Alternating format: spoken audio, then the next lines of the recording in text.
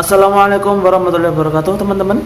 Oke, pada kesempatan yang hari ini saya Gusti Alfian Fauzan akan memaparkan tugas fikih yang diberikan pada saya oleh Ibu Mahda Intan Sanusi ME ya, yang berjudul salat jamak dan qashar. Bagaimana salat jamak dan qashar dan apa syarat-syaratnya dan bagaimana dasar hukumnya? Simak video ini sampai selesai.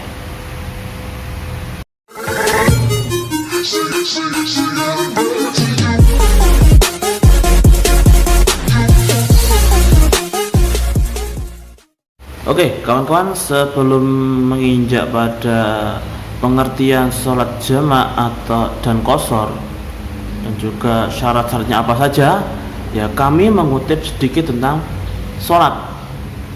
Ya, sepengetahuan saya, sholat merupakan ibadah yang paling utama, ibadah yang mana setiap muslim, satu-satunya orang Islam wajib untuk memahaminya, baik secara praktek maupun secara teori. Dan sholat merupakan amalan badan dan ketaatan untuk Allah Subhanahu wa Ta'ala yang Ar-Rahman, Zat yang maha pengasih dan maha penyayang. Dan merupakan sholat adalah salah satu kunci utama untuk masuk ke dalam surga. Oleh karena itu, satu-satunya umat Islam dilarang untuk meninggalkan sholat tersebut. Dan mungkin karena satu-satunya umat muslim itu yang memiliki kesibukan tersendiri, atau mungkin kesibukannya dalam rangka mencari maisha, atau dalam rangka bepergian untuk silaturahim atau sebagainya, sehingga dalam melaksanakan sholat wajib itu mungkin waktunya terbatas. Oleh karena itu, ya, dalam Islam ada hukum sholat jamak dan qashar, yang mana hukum sholat jamak dan qashar tersebut merupakan salah satu rukhsah atau kemurahan dari Allah Subhanahu wa Ta'ala. Next, ya, kita menginjak pada pengertian sholat jamak. Yaitu sholat jamak adalah sholat yang mana dilaksanakan dengan cara mengumpulkan dua salat wajib dalam satu waktu. Contoh, sholat zuhur dengan sholat asar, sholat maghrib dengan sholat isya. Dan dalam pelaksananya, dua sholat tersebut ada dua cara pelaksanaannya, yaitu jamak takdim dan jamak takhir. Apa itu jamak takdim? Jamak takdim yaitu penggabungan pelaksanaan dua salat dalam satu waktu, yang mana diawalkan sholatnya di awal. Mungkin sebagai penjelasannya itu salat pertama atau salat kedua dimasukkan waktu ke salat pertama, padahal salat kedua ini belum waktunya. Contohnya yaitu salat asar dimasukkan pada waktu salat zuhur, dan salat isya dimasukkan waktunya pada sholat maghrib. Itulah jamak takdim. Dan pelaksanaan yang kedua itu jamak takhir. Apa itu sholat jamak takhir? Yaitu dalam pelaksanaan penggabungan dua salat wajib tersebut, yaitu dimundurkan waktunya. Mungkin pengerjaan salat yang pertama itu dimasukkan waktunya pada salat yang kedua. Sebagai contoh, mungkin pelaksanaan salat maghrib dimasukkan pada waktu salat isya, atau mungkin salat luhur dimasukkan pada salat asyar. Next. Oke, selanjutnya setelah kita mengetahui pengertian sholat jamak dan cara-cara sholat jamak pelaksananya, kita itu menginjak syarat-syarat sholat jamaah. Apa saja syarat-syarat yang harus dipenuhi untuk melaksanakan sholat jamaah? Itu pertama, bepergian, yang mana bepergian tersebut tidak ada unsur maksiat. Yang kedua itu sakit, yang mana sekiranya dalam mengerjakan salat setiap waktu itu merasa keberatan, mungkin ya sakit di rumah sakit opnam beberapa bulan, sehingga dalam melaksanakan setiap waktu itu mungkin keberatan. Kedua, mendahulukan salat pertama daripada salat yang kedua, yaitu contohnya yang mungkin mendahulukan luhur dulu baru pada asar. Begitu juga maghrib dulu dan isya. Selanjutnya yaitu di awal sebelum melaksanakan, yaitu diniati dahulu untuk melaksanakan sholat jamaah. Diniati dulu untuk melaksanakan sholat jamaah. Nah, ini yang nomor 5 ini ya hampir sama pengertiannya seperti nomor 3, berurutan. Maksud itu di antara dua sholat itu pelaksanaannya itu harus secara urut. Mungkin sholat maghrib dulu baru isya, atau mungkin sholat zuhur dulu baru salat asar. Yang keenam yaitu ketika mengerjakan salat yang kedua itu tetap masih pada dalam perjalanan. Mungkin salat pertama dan salat kedua itu dalam masih masa perjalanan atau sebagai musafir. Next. Oke, selanjutnya yaitu dasar salat jamak. Dasar hukumnya bagaimana, yaitu diterangkan dalam hadis. An Anas bin Malik radhiyallahu anhu qala kana nabiyyu sallallahu alaihi wasallam idza tahala qabla an tazigha syamsu akhar adh-dhuhra ila waqtil asr summa yajma'u bainahuma wa idza raghat salat zuhra summa raqiba.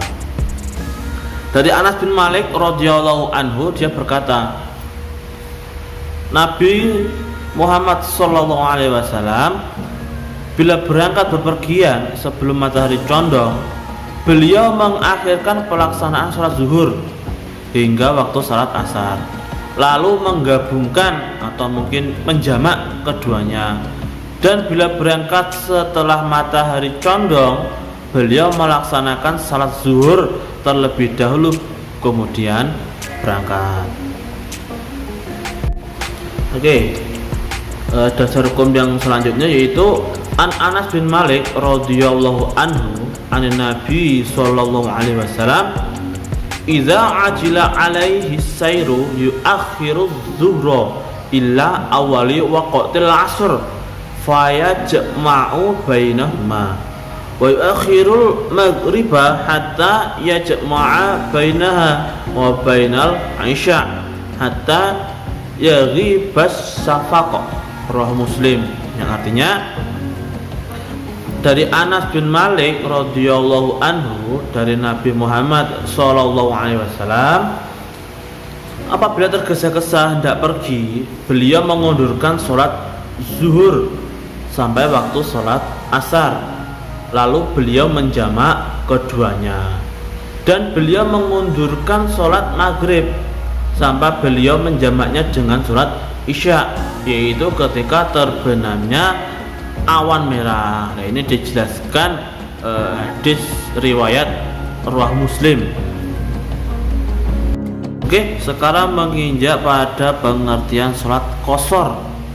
Apa itu sholat qashar? Itu sholat qashar adalah salat yang mana dalam pelaksanaannya itu meringkas atau mengurangi jumlah rakaat salat yang bersangkutan.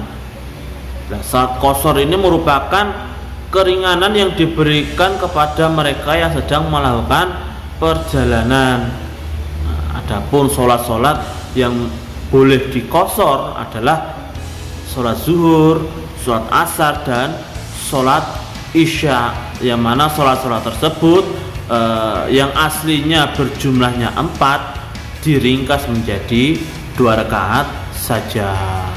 Next, kita menginjak pada syarat-syarat sholat qashar. Apa itu syarat-syaratnya? Yaitu syarat pertama, pergi ke tempat tujuan tertentu. Nah, yang kedua, jarak tempat tujuan mencapai kira-kira 81 km. Nah, qashar dilakukan setelah melewati batas wilayah tempat tinggalnya. Nah, tidak makmum pada orang yang salat sempurna atau sholat qashar. Mungkin dalam pelaksanaannya itu imamnya bukan seorang musafir, dan kita sebagai musafir ya, seumpama niat awal itu ingin qashar ya, kalau bisa ya jangan bermakmum pada imam tersebut, imam yang tidak melakukan sholat qashar. Selanjutnya itu pergiannya atau bepergiannya itu bukan karena unsur untuk maksiat. Itu niat qashar itu bersamaan dengan takbiratul ihram pada setiap salat, dan masih berstatus musafir sampai selesai sholat. Itulah syarat-syarat yang harus dipenuhi agar bisa melakukan sholat qashar. Next, menginjak pada dasar hukum sholat qashar, itu dijelaskan surat An-Nisa. Wa idza darabatum fil ardi falaisa 'alaikum junahun an taqsuru minas shalah. An-Nisa ayat 101, yang artinya, dan apabila kamu bepergian di bumi, maka tidaklah berdosa kamu mengqashar salat. Selanjutnya dijelaskan riwayat Muslim an Ya'la ibni Umayyah annahu qala qultu li Umar falaisa 'alaikum junahun an taqsuru minas shalah in khiftum ayyaftinakum alladzina kafaru faqad aminan nas. Qala Umar ajibatu minhu wa sa'altu Rasulullah sallallahu alaihi wasallam faqala shadaqatun tasaddaqallahu biha alaikum faqabilu shadaqatah. Rawahu Muslim, yang artinya dari Ya'la bin Umayyah, saya telah berkata kepada Umar, Allah berfirman, maka tidaklah berdosa kamu mengqashar sholat jika kamu takut diserang orang kafir, sedangkan sekarang telah aman, tidak takut lagi. Jadinya Umayyah tersebut tak bertanya kepada Umar, wahai Umar, nah, Allah kan menjelaskan bahwa kita boleh mengqashar sholat ketika kita takut kepada orang kafir, takut diperangi oleh orang kafir. Nah, sedangkan kita kan sudah iman, sudah aman, maksudnya sudah aman, tidak diperangi lagi, kok masih boleh melaksanakan sholat qashar. Nah, ini bagaimana hukumnya wahai Umar? Nah, mendengar pertanyaan dari Umayyah tersebut, ya Umar menjawab, ya saya heran juga sebagaimana engkau, ya aku iyo heran koyo seperti kamu itu wahai Umayyah. Maka saya tanyakan kepada Rasulullah Sallallahu Alaihi Wasallam. Nah, mungkin Umar juga heran, kenapa kok sudah aman masih boleh melaksanakan sholat qashar. Akhirnya Umar bertanya kepada Nabi Muhammad Sallallahu Alaihi Wasallam. Nah, setelah bertanya tersebut, Nabi menjawab, sholat qashar itu sedekah yang diberikan Allah Subhanahu wa Ta'ala kepada kamu, maka terimalah olehmu sedekahnya atau pemberiannya. Jadi Nabi menjelaskan bahwa sholat qashar merupakan sedekah dari Allah kepada hambanya, yang mana hambanya tersebut dalam perjalanan. Oleh karena itu, ya sebagai hamba harus atau ya melaksanakan atau menerima sedekah dari Allah tersebut. dijelaskan di hadis riwayat Muslim. Next.